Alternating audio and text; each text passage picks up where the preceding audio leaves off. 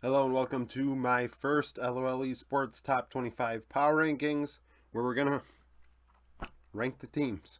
Um, with no games being played, this is completely off of paper and just opinion. This will probably be one of the most opinionated ones I do throughout the year. I watch all the games, so, I have a good idea of all the major region teams. Don't watch minor regions though. So minor regions still algorithm based. I've tweaked the algorithm to figure out which minor region teams are the best ones, and then go accordingly. But you see the color code there. Let's start at 25. Start at 25 with. Trying to think. I was going to alter this and I forgot who I was going to alter it with. Well, regardless, 25 is CFO. I think CFO on paper, they look maybe like the best PCS team once again. PSG took a step back. Hanabi went to Deep Cross Gaming. Not all the PCS rosters are announced, so it's actually hard to really assess right now. Maybe Meander, our PCS aficionado in the Discord, may, shed some light on that. I know I'm going to do a PCS preview video eventually, as I will with all the minor regions, but CFO are 25th. Next, we have OMG. I'm going to pull an audible on my own list here. OMG, Shanji, Kareem, PP God. Three good great players to good players. Shanji is elite. Kareem could be elite. PP God is good. Abel finally has a decent support. And Aki is the one that needs to get it together. So right now, they're 24th with the hopes of improving. Next, our C9. The only question mark with C9 is Diplex. And if Diplex doesn't work out, MNS should be able to do it. Fudge is one of the better top laners in the LCS. Blabber, one of the middle tier junglers between like 3 and 6. I have them all like tied. Berserker is going to be second best AD carry. And Sven will get better. So C9 23rd. Yeah, because there's going to be, yeah. Next is Vitality. A lot of question marks with this team. We'll see where they end up. Right now, that's where I have them. Photon and Bo, relatively unproven. Bo has 10 games. Photon played in Challenger and played well. Perks, obviously, is Perks. And the bot lane is better with Neon and Kaiser. So we'll see what Vitality does. I think they might have ended 22nd last year, to be honest with you. Next is Excel. Excel, a bit more predictable. We know what they are. We know what all their players are. And they're all good players. Nobody great. Fethio has the potential to be great.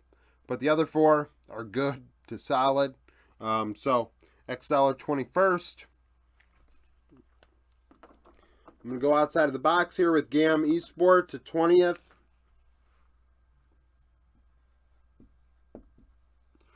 Very good VCS team. We saw them be competitive at Worlds at times. Levi is cracked. So GAM remains in the top 25. Frankly, until they just, drop out on their own accord. Trying to see here. They were supposed to be 19th. Ah, jeez. Hope they don't screw this up. This is the first one, so if I screwed up this year, I screwed up and we continue to move on. Ooh. 19th is DRX. World champions. All that's left of that world champion team is Barrel. Rascal is great, but Krako and Fate leave a lot to be desired. So we'll see what DRX ends up turning out to be. That's where I have them right now. It remains to be seen what comes of that squad. EDG is next. The JJ and Fofo situation is very concerning. Leave looks to be good, but it remains to be seen. What EDG are going to turn out being with that jungle mid duo. It's very, very sus. And then speaking of jungle mid duos, that is all this team has. LNG. The Tarzan and Scout show, they're going to carry each other throughout the split. Zika maybe can do it once in a while. But bot lane, very unproven with LP. So 17th is where they are. Next, the last minor region team, CNJ. Formerly known as Saigon Buffalo. A young team that's only getting more experience and getting better. We saw them play very competitively at Worlds. Shogun getting a penta. Like, Shogun's cracked. I can't sing his praises enough. The fact that he's still on this team is a shame. He could be a lot more competitive at Worlds on a better team. So, 16th for them.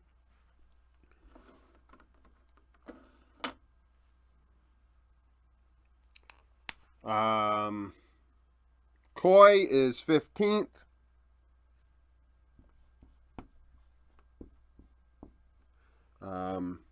Sisgenda in top lane is the only question mark. Malrung does his job.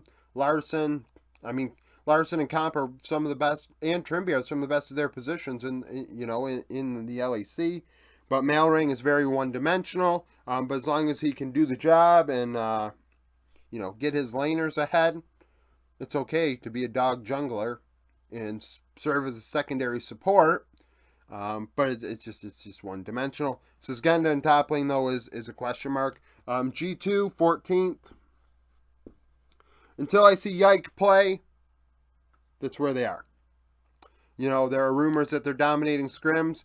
I know we're all hungry for information and anything league-related, but frankly, those sorts of rumors I think are actually pretty silly and overblown. That's why I kind of, in the Discord, made a joke of the Yankos and Bo situation, saying that, Yankos must be right, because, he was saying Bo was really struggling in scrims or something, and people blew it out of proportion. People blow scrims out of proportion all the time. Next, we have TL. Not as, well, there's unproven parts, but Summit's really, really, really good. He's really good. It's just Pioshik is good. If he can hit some smites. But Harry and Yeon are going to be the question marks. Can they get the job done? But people talked them up yesterday, and I guess got in my head. And I mean, Harry earned the call up. Yeon, we'll see what happens. Core JJ's cracked, so they're 13th. Frankly, we'll do a tiers afterwards, a quick tiers just to go over this. 12th is Gen G. Gen G, Showmake. Jeez, excuse me. Peanut and Chovy, Doran are going to carry. The bot lane, I think it's not about spring, it's about summer, but they're going to be a top 25 team regardless because of the jungle mid duo and Doran in top lane. So Gen G are 12th right now. We'll see if they can stay there. My guilty pleasure, Thunder Talk are 11th. I'm hoping that Thunder Talk just pick up Zoom or Flandre. That'd be great. I mean, RNG didn't announce Ming. Put Ming alongside Wan Feng, and this team is, well, won't be there, but they're going to be in this column. And if you followed along last year, you would know that this column is the, frankly, I could see them winning Worlds column. So I could see that if they had Ming in support and they added Flandre or Zoom. Juan Feng is good. People say Yucal's washed, but he's like 21 years old, so that's impossible. He's younger than you are by a lot. And then Bechuan is just... I feel like Bechuan's going to let me down because I'm hyping him up so much, but I think he's super talented. 10th place is FlyQuest. I'm on the record of saying I think FlyQuest on paper is the best Western team right now.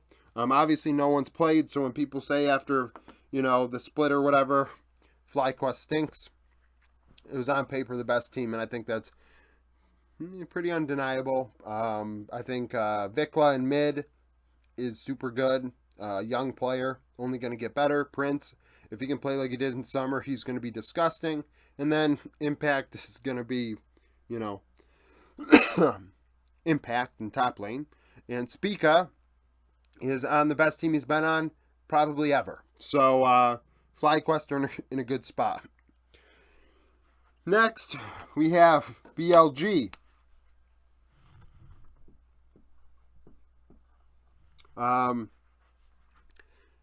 So, with Bin and June on the top side of the rip, both are carries through and through, and neither play dog champions. And eventually, someone's going to have to do it. Yagao, with his limited champion pool, if the meta shifts in a way that's going to force him to play carries in mid, Bin has to be willing to play some facilitator champions.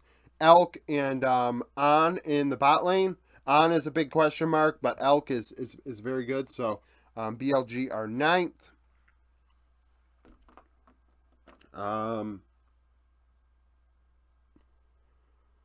Okay, so I'm gonna move something because when I wrote this list, this hadn't happened yet. So RNG are now 8th. Frankly, I should have thought about it before. We'll get into it when I do the tier list, I guess. Mingless RNG. That's a shame, right? Otherwise, though, RNG are good. They're just like they were last year. Angel can do Xiaohu's job. Gala's good, but we'll find out. Apparently, according to some people that I guess are in China or read Chinese Reddit or the equivalent or Weibo or whatever, say that RNG fans felt that Ming had held back Gala, and we're going to find that out. And I think that they're going to find that Ming did more than what they thought. 7th is KT. If Keen, reportedly, scrim results, remember, so what do we think of these? Well, it's in the toilet. We just wiped with it, and it's in the toilet. Keen is supposedly doing well. I hope that Keen returned to form because he's on a good team now. The Freaks were not good. He's on KT. He's with BDD. He's with Aiming and Life. I think that, not Life, Lahens. So that's a good team. I think it's getting criminally underrated by people. Well, before the scrim results came out and leaked. Weibo are 6th. However long it takes the Shy not to int. Like, that's the thing. That's the thing holding back Weibo. They go as far as the Shy allows them to go. If he wants to int, he's going to int. Good thing I was on screen. It would have been a shame if I did all this and then I wasn't on screen. And Karsa, can he hold out and play a whole split? Can he play a whole year? Xiaohu, the bot lane. Weibo, still on paper, very good team. 5th place, HLE.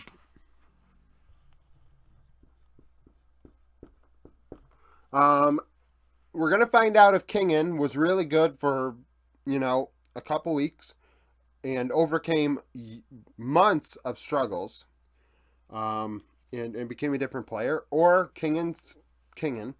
And Clid is, FPX Clid was not great. So the top side of the rift is concerning. If Zeka can continue to play like he did at Worlds, he's a top mid laner in the world. Viper's a top 80 carry. Life is a very good support. HLE could theoretically win Worlds, I think. Fourth, Damwon Kia. Damwon Kia, I feel like, are where they were. Kana washes out Nuguri because Nuguri didn't play all that well last year anyways. And then Deft washes out Duckdown, plays the bot side of the Rift as a utility player, weak side, and that may help Kellen with some experience. Deft's been around the block with really good supports, where Kellen has not been with great 80 carries. So that is where Damwon Kia sit. Third are JDG. Now, this is going to confuse a lot of people because on paper, I mean, I've said it, JDG are really good. But as of right now, and I said this about JDG, as of right now, JDG need to work out some things. And maybe they light the league on fire and they hit the ground running. That's completely possible. This could be the lowest they are all season long. Like, really, theoretically, right? Depending on the manner in which you lose, which is important. People think just losing is whatever, but it's the manner in which you lose. You know, like JDG are super good. It's just a matter of figuring out who's going to be the facilitator every game. And I think it's going to be 369. And if that's the case, they're going to be really good. And if it's not, then I don't know. If this meta goes to the Lysandra Twisted Fate meta, the Romy meta, Knight could become the facilitator theoretically, and it'd be fine. So we'll see how JDG do. Second are Top Esports. I think Top right now are better than JDG only because Rookie has played with Jackie Love before. Tian is been around the block with some of these players as well. Wayward hopefully worked out his issues and, you know, being, I guess, reportedly lazy and playing CS instead of League. And then Mark returned to action. So right now we'll see if, right now I have Top above JDG. I doubt that it'll be that way in a few weeks, but right now it is what it is. And this is not a projection for months down the road. This is a how am I feeling right now. First is T1. And people are going to say, T1 lost Worlds. Why are they first? They should be below JDG or they should be below Top. T1 didn't get worse on paper. Theoretically, they're going to get better. Faker is a facilitator now at this point in his career. He's not a carry. Zeus is going to get better. Owner is going to get better. Guma and Keria, Guma hopefully gets better. And Keria can't get better. He's already great. Right? So, that's the thing. And then I say it all the time and I'll repeat it now. The best team the best team does not always win Worlds. The best team at Worlds wins Worlds. Unlike traditional sports and unlike some other games, this game changes every 2 weeks or so. And it may change different levels, whatever. But the game looked, you can't deny it, it looks completely different at Worlds from when it did at MSI, from when it ddid in the beginning of spring or the beginning of summer. Like, the meta shifts, the game changes. But T1 were able to finish second at MSI and second at Worlds, go 18-0 in spring, go 15-3 in summer, and the LCK, which produced like their sixth best team, ended up winning Worlds. Like, the fact of the matter is, the LCK, best region. T1, best team in that region over the aggregate or over the whole season. So T1 are first until they're not. Watch them lose to Gen G next week, and I have to eat crow. So tier list here. What do we got? What color do we want to use? We don't have blue on here. Let's use a blue.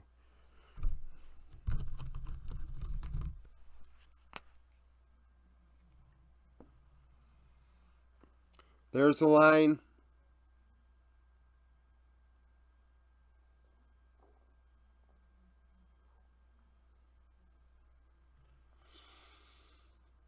Here's a line. The thing is with FlyQuest, and people don't like it, Prince and Vikla are competitive with Korean mids and AD carries.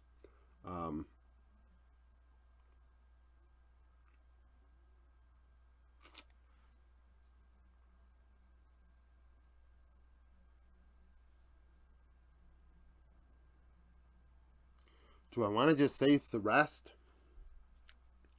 What's the difference between Liquid and C9? It'd be pretty sizable. What's the difference between G2 and Vitality? Could be sizable. All right. There's that line.